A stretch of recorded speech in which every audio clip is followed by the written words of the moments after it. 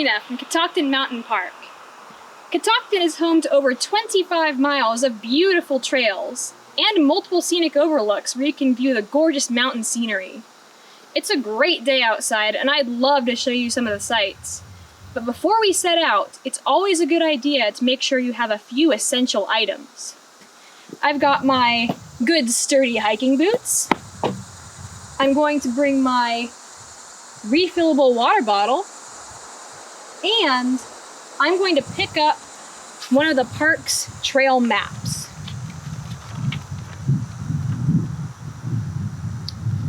Why don't you come over here and take a look at this map of the east side trails with me?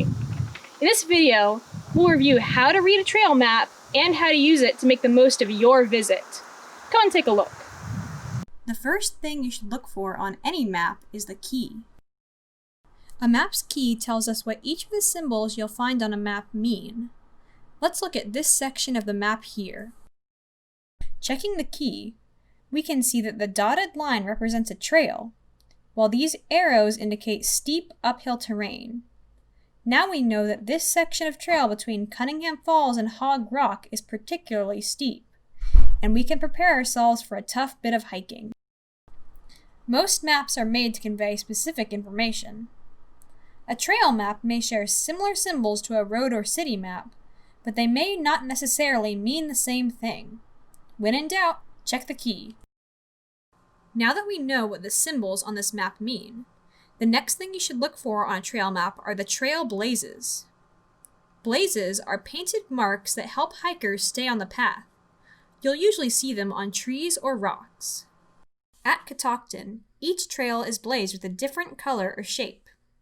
On the east side of the park, long loop trails are marked with rectangular blazes, while shorter nature trails are marked with triangular ones. Some of Catoctin's loop trails overlap and will take you along the same route before eventually splitting off. In this case, multiple blazes will appear side by side. For example, on this section of the yellow loop and orange loop, you'll see blazes that look like this. When two overlapping trails separate, there will often be a directional sign indicating which way to go to reach certain landmarks. However, you should always familiarize yourself with what color the trail you want to hike is blazed with, so you can be 100% certain that you are on the correct trail. In the bottom left corner of the map, you'll see a section labeled Long Distance Loop Trail Hikes. This section indicates the distance and approximate hiking time of each of our long loop trails, the yellow blaze loop, the orange blaze loop, and the pink blaze loop. The approximate hiking time of each loop is based on the difficulty of the terrain and the average walking speed of an adult hiker. It takes the average hiker about 30 minutes to hike 1 mile over gentle terrain.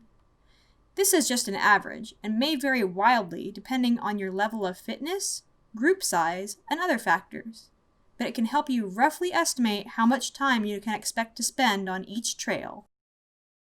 On the back of the map, you can find more detailed information on some of our most popular trails.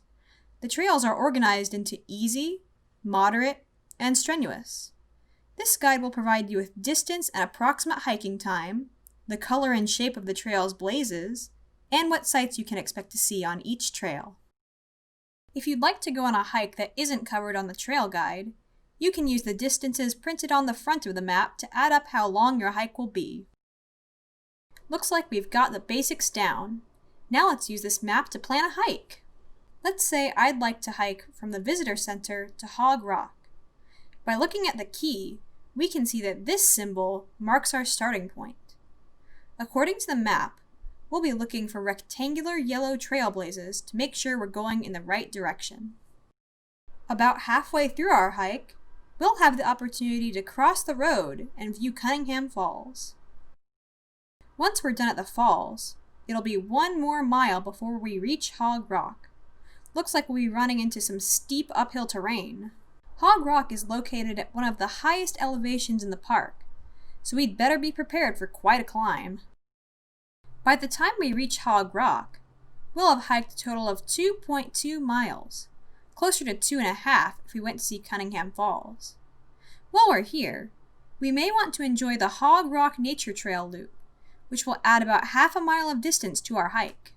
We could head back to the visitor center now, but according to the map, there's a restroom located at Hog Rock parking lot, which is a little under half a mile away. We can head that way to make a pit stop before the trip back. After our pit stop, we'll have hiked about 2.6 miles. We could go back the way we came, but at this point, we're over halfway through the Yellow Blaze Loop. The quickest way back to the visitor center is to head towards Blue Ridge Summit Vista and follow the Yellow Blazes for another 2 miles. We'll have to stay sharp and make sure we keep following the Yellow Blazes on the last mile of the trail, when the yellow loop overlaps with the pink loop and the orange loop. When we arrive back at the visitor center, we'll have hiked a total of 4.6 miles. It'll take us about 2.5 hours to walk the entire loop, so we'd better bring water. Now that you're an expert on Catoctin's trail maps, you're ready to get out here and see the mountain for real. If you have any more questions, you can always visit us at the visitor center every day from 9 a.m. to 5 p.m. Or you can give us a call at this number. Thanks so much for watching, and I hope to see you real soon!